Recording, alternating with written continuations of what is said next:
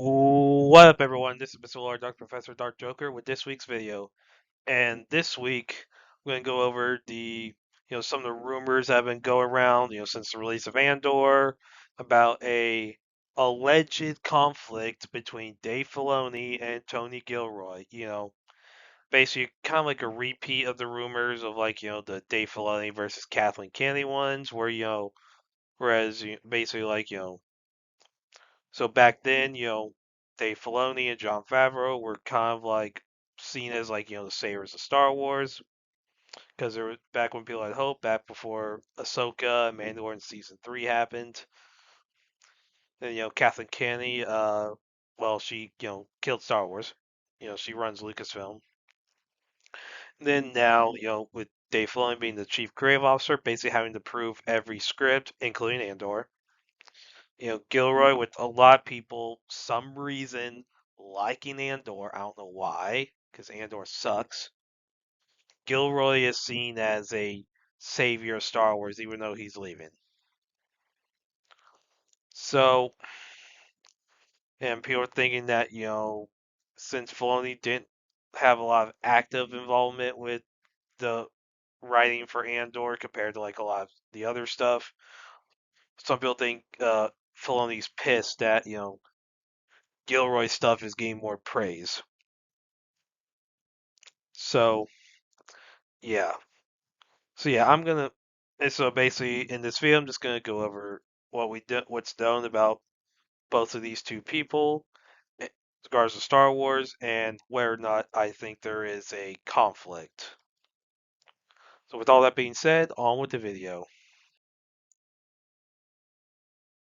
First off, let's go over, Dave Filoni. So, his filmography, on the Clone Wars, with the movie and TV show, he was, supervising director, writer, executive producer, development artist for Rebels, kind of the first show he did, he made for Disney.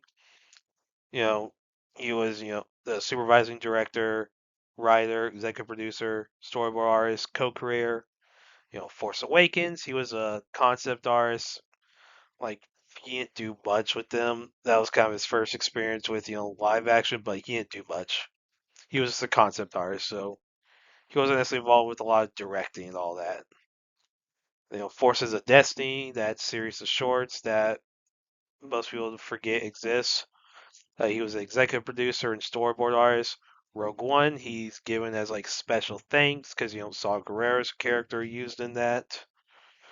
And yeah, so Resistance, Disney XD / Disney Channel show that people forget existed. One, because it sucks, set in sequel trilogy era. He was a story writer, executive producer, creator, developer. Mandalorian. First two seasons got praise. Season 3, not so much. He was a director, writer, executive producer, second unit director. Book of Boba Fett, the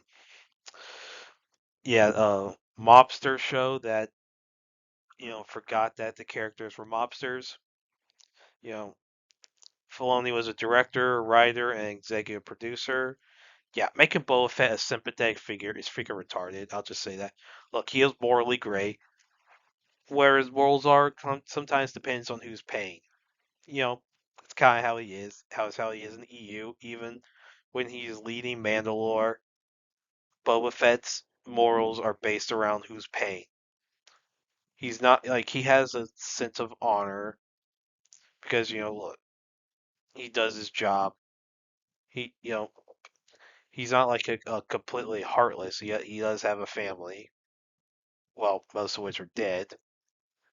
Yeah, that's a whole tragic story there. But anyway, yeah. So moving on. So then the Bad Batch. So he was a writer, executive producer, creator, and developer. Yeah, kind of like when the last Star Wars shows to be made, at least the first season, before Star Wars was considered dead. Because what happened, released right after Bad Batch season 1, which was Obi-Wan Kenobi, where he was credited as special thanks due to Deborah Chow, crediting him for helping her out, inspiring her, because he was also executive creative council. So and this was like heavily marketed because due to everything with Riva, like before the show premiered, basically they Disney heavily marketed Filoni's involvement to get people to watch the show. And with the Inquisitors being involved, with the lightsabers, that debuted there in Star Wars Rebels, which I always liked those lightsabers. I thought they were cool, interesting use. I mean, honestly, it's not like the standard, basically, the Jedi drilling try to keep the standard. You don't see a lot. You see some variation. Yeah, you see some double blades. You see like Ezra's where you have the blaster version, but Jedi generally don't use that. Like it's meant to be a little more civilized. Yeah. Then you have Zen, Grogu, and Dust Bunnies. He was given special thanks. Tales, that's like that whole anthology. You have Tales of the Jedi in name only. Tales of the Empire, Tales of the Underworld. You know, basically, technically, it's considered like one show, but it so like on Craigslist, a very great review site.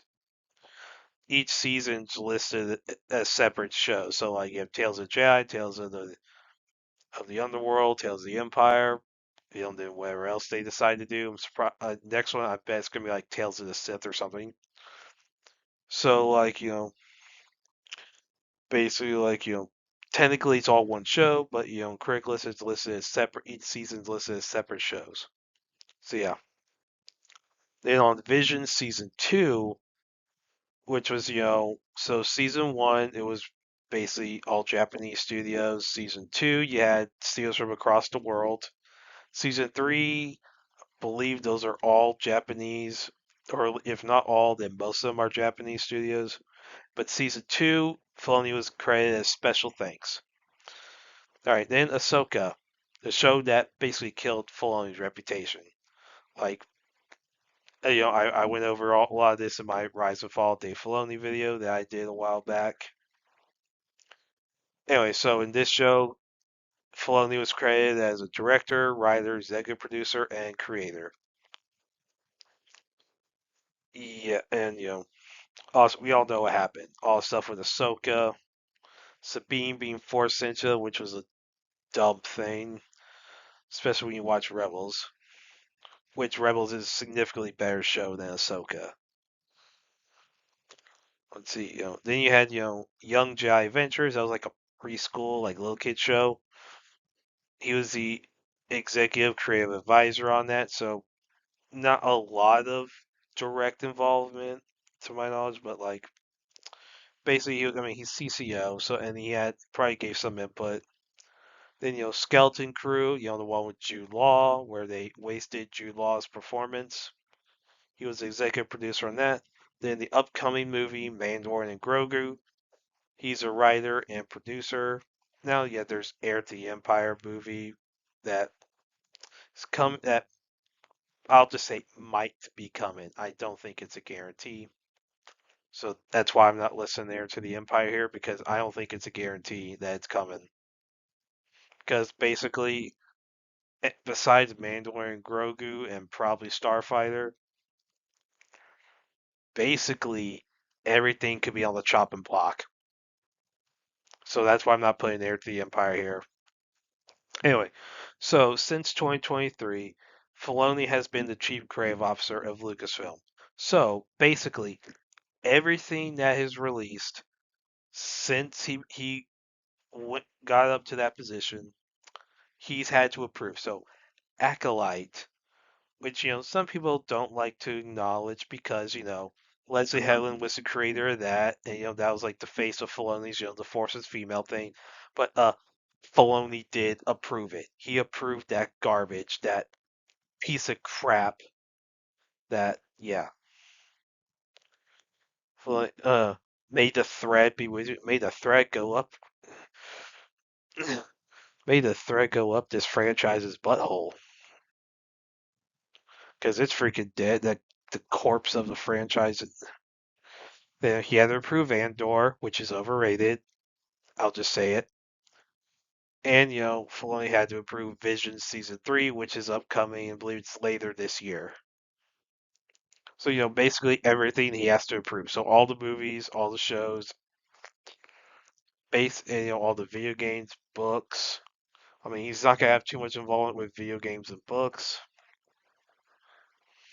because kind of like with George, he's probably a little hands off on that.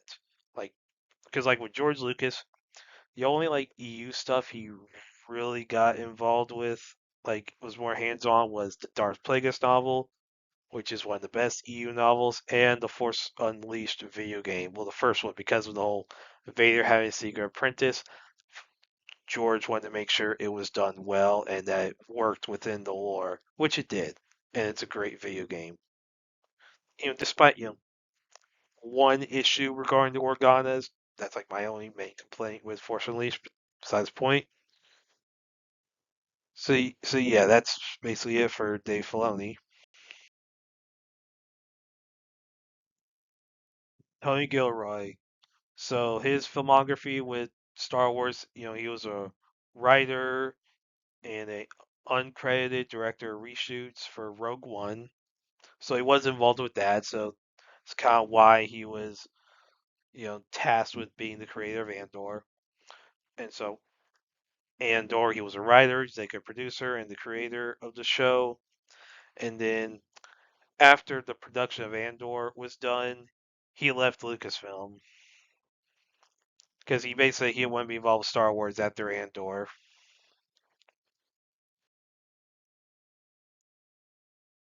Now I'm going to go to the background in regards to this alleged feud. So, and a lot of this basically comes down to Andor season 2. So, basically, there was a origin story for K2SO written in a comic book, a few years ago. Basically, what it was that basically, so K2SO was a droid that was reprogrammed by Cassian's team in order to basically get some intel.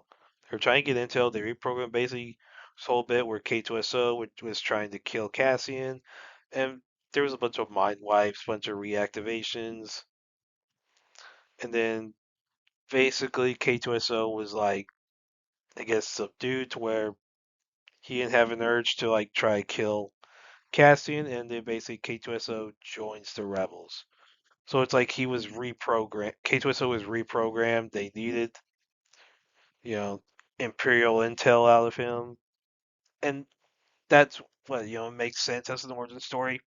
Whereas Andor, basically, it was just a random droid like Gorman that was found. It's like, hey, want that. So basically, the way Andor does it, it's like there was an basically Gilroy forgot to write a proper origin for K2SO, and then just is like, well, he's in Rogue One, so he's got to so have Andor to say, hey, I want that droid. Like it was just so retarded how they did it. Yeah, I was like, don't much care for really the Disney comics, but outside the EU ones from before April 25th, 2014. But like this K2SO origin story comic did K2SO origin so much better than Andor season 2 did. It's like Gilroy's like, well, I don't want to follow it. It's not my story. Being a whiny little prick. Come on. And then there's a alleged retcon with Rebel. So I mean, it was a retcon, but like it didn't erase Rebels episode. So what it was for Mon Mothma escaping Coruscant. So Luthen and Cassian escort, Mon Mothma to the ship for her to get off Coruscant and eventually on towards Dantooine for the assembly of all the rebel cells to form the alliance to restore the Republic, to basically form aka the Rebel Alliance, which leads to the beginning of the Galactic Civil War. And basically, and so this doesn't erase rebels because basically the role of Luthen and Cassian was basically going to be kept secret because so Mon Mothma and Bail Organa did not want to be really associated with Luthen, like officially. Same reason why they kind of left Saw Gerrera out of the Rebels. They thought Luthen was too brutal, and that would give a bad name to the Rebels. And yeah, I mean that's basically what that's why they kept Luthen's role in Game Mon Mothma out a secret. And there was also the fact Luthen used the Gorman massacre as a psyop to start the Galactic Civil War, which that's a whole problem. Having which I've gone over this in my Andor review, but I'll just say it again. Why I don't understand why people liked how this start. Like, okay, yeah, Luthen's brutal. Yeah, some people in the rebels who are very brutal in their method. It's a freaking war. Now, you don't necessarily mean they should be evil, but but the whole psyop. So, in the EU, how the Force Release explains the origins of the Rebel Alliance is so Vader told Galen Merrick to like gather enemies of the Empire to distract the Emperor so that they could kill the Emperor. But it's revealed to have been a psyop for the Empire to gather to basically capture all the enemies in one fell swoop and erase all opposition. Then that fails when Galen Merrick breaks them out, leading to the Rebel Alliance being formed and the Galactic Civil War. So it was a Imperial psyop that backfired. Whereas in this, in Gory Massacre, it's an Imperial psyop, but it's also a Rebel psyop to like kickstart the war, and it's freaking retarded. Anyway, moving on. So now one thing is Andor receiving a lot more praise than a lot of the recent shows that Filoni was heavily marked as being involved with. Of course, Ahsoka and Mandalorian season 3 received negative praise from like the negative like reviews from the audience. You know, some praise from like the critics, not as much as like Mandalorian seasons 1 and 2. And then basically, you know, the Acolyte, his involvement was marketed. Same thing with Obi-Wan Kenobi, Book of Boba Fett. Then, Bad Batch seasons 2 and 3, people just forgot about. I mean, they went very under the radar. I don't think they received Bad Batch seasons 2 and 3 received a lot of criticism. Like, I do know there was some, basically because Omega's annoying. But, like, I don't recall there being a lot of, like, really bad criticism for those two seasons. Then you had Andor, which received a lot more praise than the more notable Filoni stuff. And allegedly, Filoni got pissed off about it because he wasn't getting praise for Andor, even though he approved it.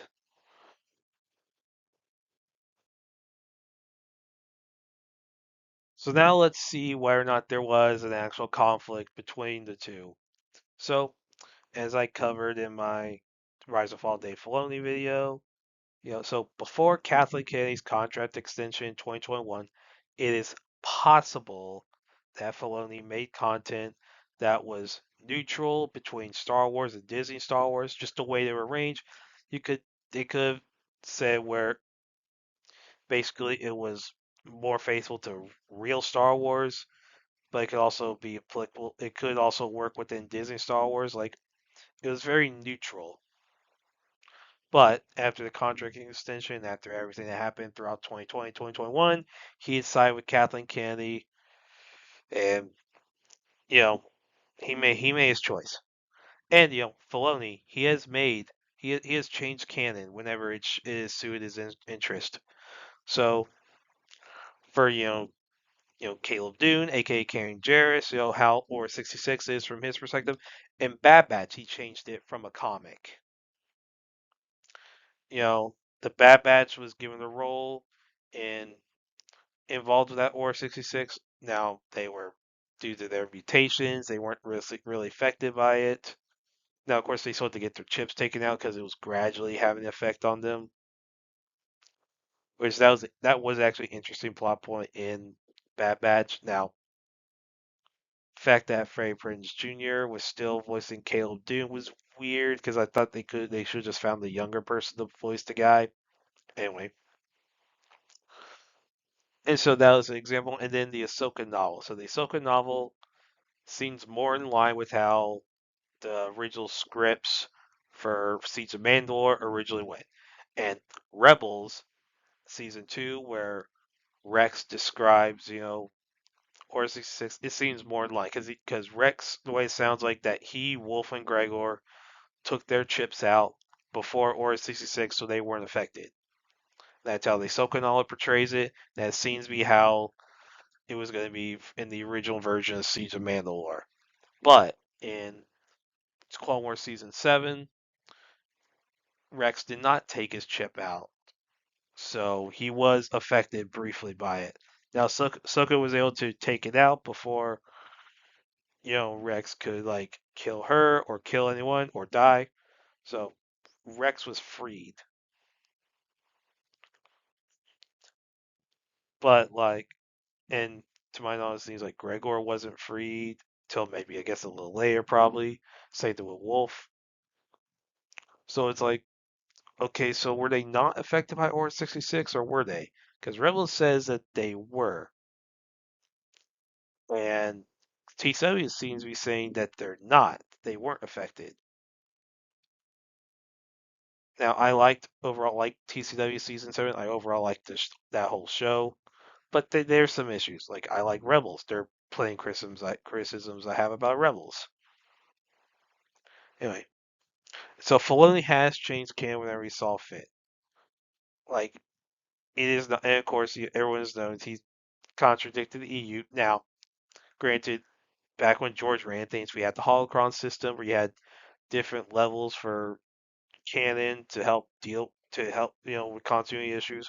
What took priority? And, TCW was on a higher level of canon than the expanded universe. So TCW took priority. Now, the original trilogy and prequel trilogy took priority over TCW. So any moment in which Anakin and Dooku met each other in between Attack the Clones and Revenge of the Sith is not canon by the holocron system. Doesn't mean a lot of that's not good content, because a lot of that is good content. Very entertaining. But it's not canon. And I'll argue same with anytime General Grievous met Obi-Wan Kenobi. And that, well, he never met Anakin. They actually did keep that consistent of Grievous not meaning Anakin. They kept that consistent. But Grievous being Obi-Wan, that should not be canon. Just due to how Revenge of the Sith, the way it's portrayed, it's like that is the first time Grievous has met either one of them. So Filoni has changed canon wherever he saw fit. And of course, he also has an issue of not letting characters die. Ahsoka should have been killed by Darth Vader. I will stand by that statement. Ahsoka should have been killed by Darth Vader. From the story standpoint, that makes the most sense. Like, anyway. And so, Filoni also, since he's the CCO, he has to approve all shows and films.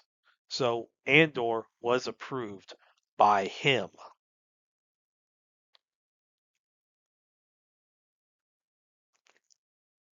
Now, Filoni being pissed that Andor received more praise than his stuff, it is possible because guess what? It's Hollywood. There's a lot of egos in Hollywood, so I'm not going to deny that it's possible Filoni's pissed. He could be pissed. So he may be like, "What the heck? Why am I not getting praise for approving it?" And, heck, Kathleen Kennedy's probably pissed by not getting praise for any good Star Wars content or any stuff that gets praise. I'm not gonna call Andor good because I think it sucks. It's boring. Makes Bail Organa and Mon Mothma look like a bunch of retards. And no Garden Bell Iblis, which you need. if you're going to deal with the origin rebellion. Yeah. And now, and one thing with this alleged about Tony Gilroy, as I said, he is not at Lucasfilm. He left after Andor production ended. So there can't be a battle with him not there. Because if you're on a battlefield, if only one side shows up to the battle, you can't have a battle. Like you need at least two sides for there to be a battle. But if only one side is present, there is no battle. So there is no conflict. All this is just a bunch of people who are trying to say Gilroy's gonna save Star Wars. Yeah, yeah, I don't want more Andor. I want more Star Wars. Want more like how it was when George ran things. Want more like how the EU was, like with tone. You have varieties of tone, you have various styles, but it took itself. EU took itself. I want actual stars. I don't want Andor. Honestly, I don't really want Filoni. And Filoni, I'd say so. In comparing the two, Fil- Filoni's lows are lower than Gilroy's. They are. But his highs are higher than Gilroy's. Now, Gilroy, I could say you could argue has been more consistent in his career with Lucasfilm. You know, Andor, being more consistently bad. You know, Rogue One was decent. And then, Filoni, you had some good stuff, then you had some bunch of bad stuff. But yeah, there's no conflict. This is just some people where I don't want to call it clickbait. Because yes, would this be something that would get a bunch of clicks? Yeah, sure. You know, drama does get clicks. And there was, of course, you had the rumors about the Foul Filoni versus Kenny thing back when after Mandalorian season 2. But I don't think a conflict would have been the right way to describe how I think was going on. I think that was more of basically Filoni and Favreau playing their cards a certain way to you know, that was just Filoni basically preparing, how he arranged his content was that, it could be faithful to Disney Star Wars, but it could also set up a way to go back to real Star Wars if they wanted. That's how I think that's why I think, but I was like, I don't think they were committed either way until they see way, the way the chips fell. So Filoni was just it was operating out of self-preservation. And so there wasn't a battle then. I'm sure Kennedy maybe had her issues with Filoni, but not enough to fire him because he never outwardly did anything to get made content that outwardly went against her. And he was making Disney money. And Gilroy has not made Disney money. Andor cost way too much. They don't get extra money on Disney Plus. Disney has lost money on Andor. That is just a fact. Filoni did make Disney more money than Gilroy did. That is just a fact. Star Wars has made more money off of Dave Filoni than off of Tony Gilroy. Because you had the ad revenue from, Rebels, lesser extent Resistance, and anyway, there being ads on Disney Plus, all Filoni stuff beyond Disney Plus, because there's still a lot of people that watch TCW. I bet there's probably more people watching TCW than watch Andor. And guess what? Andor did not get high ratings because of everything that came before. So, Andor season 1 released after Obi-Wan Kenobi, and its ratings were negatively affected by that. Then season 2, along with Obi-Wan, you also had Mandalorian season 3, Ahsoka, and Acolyte. So like season two got low ratings because of that. Despite whatever praise they got, those 2 seasons got, even though I think the show sucks, its ratings objectively were low. Andor is a failure. That is not a win. It may be a quote quote critical win for Kathleen Kennedy for her to retire on, but it's not a monetary win, which is what should matter more. I mean, that is what should matter more is monetary. It feels like, oh, look at this budget, look at these effects, it's worth it. It's not worth it. Not with these ratings, not with how much money they're losing. Like, once you take money to account, you realize those effects were not worth it. It would have been a hell of a lot cheaper to do animation. Plus, since most animated stuff for Star Wars costs 1 million per episode on average. Yeah, but there is no bow. There is no bow. You know, Filoni approved Andor, so he approved it. So how could he be at battle with something? How could Filoni be at battle with someone whose stuff he approved? Could he be a little annoyed that Andor received more praise than his stuff? Yeah, but he's still getting paid. He still approved it. He's still basically heavily involved in the running of Star Wars. Further into the ground. You know, it all like this is just, and I'll say there's never been a conflict between them. I I don't want to freaking hear about a conflict between because there's not. Whatever issues there were between Filoni and Candy, that was gone by the time Candy signed her contract extension in 2021, which also I would say signaled that Star Wars was inevitably gonna die when Candy signed that contract in 2021. That Star Wars was gonna die. There was no hope.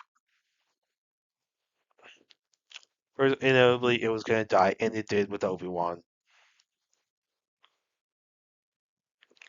So yeah, and then with the Gilroy versus Filoni stuff, it didn't happen.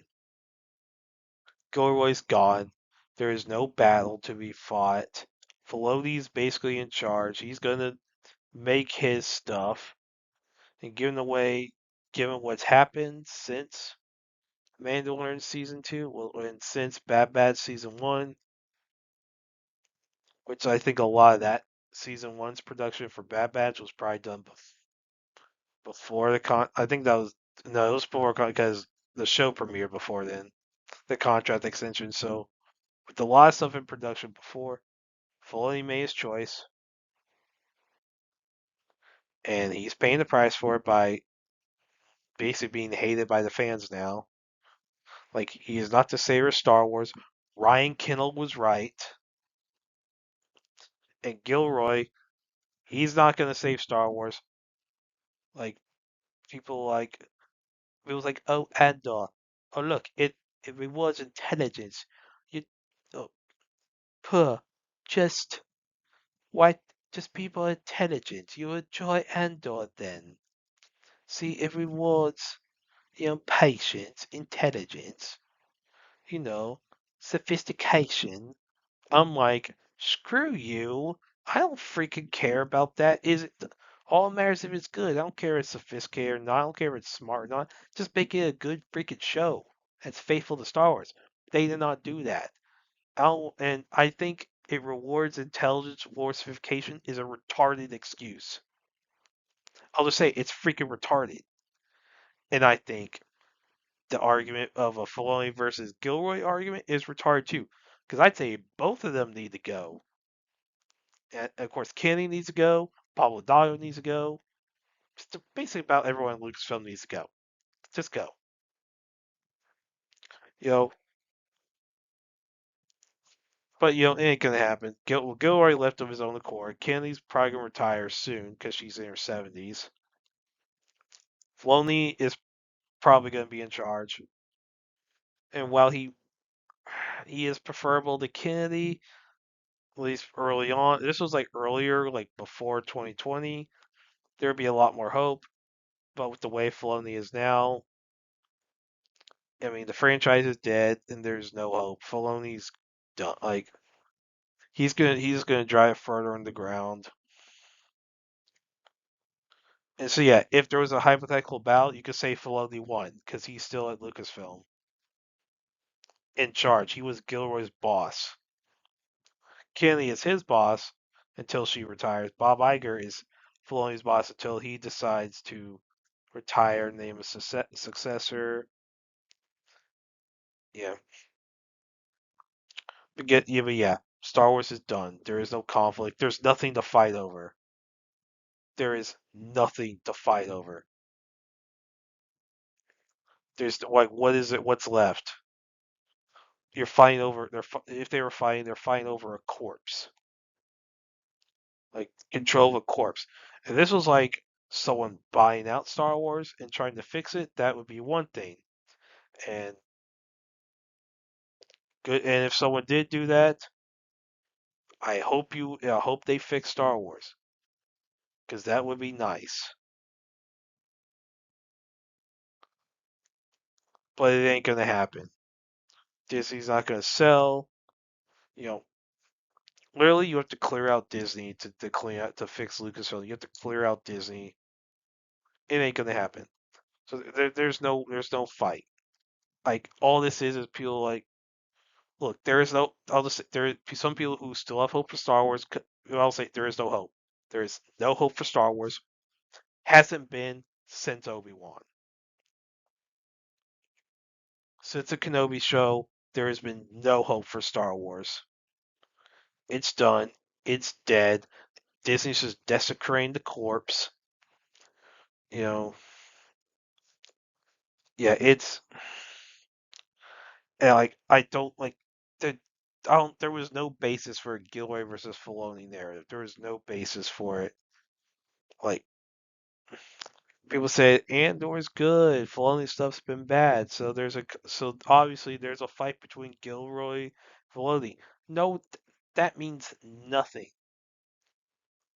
With freaking Marvel, we don't hear about this alleged fight. Some people were praising Thunderbolts. You know, well, where's the fight between that director versus and Kevin Feige? Where's that fight? Feige's running Marvel, just like Filoni's heavily involved in running Lucasfilm. People like Guardians 3. Where was the battle between James Gunn and Kevin Feige? I mean, James Gunn, of course, is at DC, making a movie about himself. I mean, about Superman. I mean, yeah, I mean, there's not like this. Like, there is no fight. It is a dumb argument. Like people say, like everyone's like, oh, like they all hate each other. Like, look, listen, these are Hollywood. They probably switch from hating each other to liking each other every day. Depends on how much drugs they're on. Depends on how like the way the pendulum swings, the way like their pocketbooks work. So who knows? They could go from hating each other, like each other repeatedly, or, alternatively. So who knows? But Filoni's in charge. Filoni is basically right below Kathleen Kennedy. So he was Gilroy's boss. There was never a battle. Never has been. Never will be. They neither one of them would want to save. Has a desire to save Star Wars. They have a desire to. Gilroy's gone. Filoni's just gonna kill Star Wars more. Like is gonna keep the screwing up with the dead corpse that is Star Wars, and that's it. Never conflict. Never has been. Never will be. It's a retarded argument. It's even more retarded than the Kennedy versus Filoni rumors. So these rumors about Filoni versus Gilroy, they are false. There is no conflict. Could Filoni be pissed? Maybe, but there is no conflict. Never has been. never will be, and that's that. And that's it for the video. Did you agree with my takes on Filoni versus Gilroy? Well, the fact that it did not exist. Do you, some reason, think it does exist? Do you, some reason, despite all the evidence to the contrary, think that there is a conflict between Filoni and Gilroy? Despite all the evidence saying otherwise, do you, some reason, hold, have it stuck in your thick skull that there is a conflict? If you do, I respect your opinion. I think you're wrong, and that, in fact, I know you're wrong, but I still respect your opinion, and you're free to have that opinion. You can put that in the comments whether or not you think you have, whether or not that is your opinion. You can, you know, say why you think there is a conflict, even though Gilroy is no longer a Lucasfilm. And you can like, share, subscribe, all that stuff, and look forward to the next video.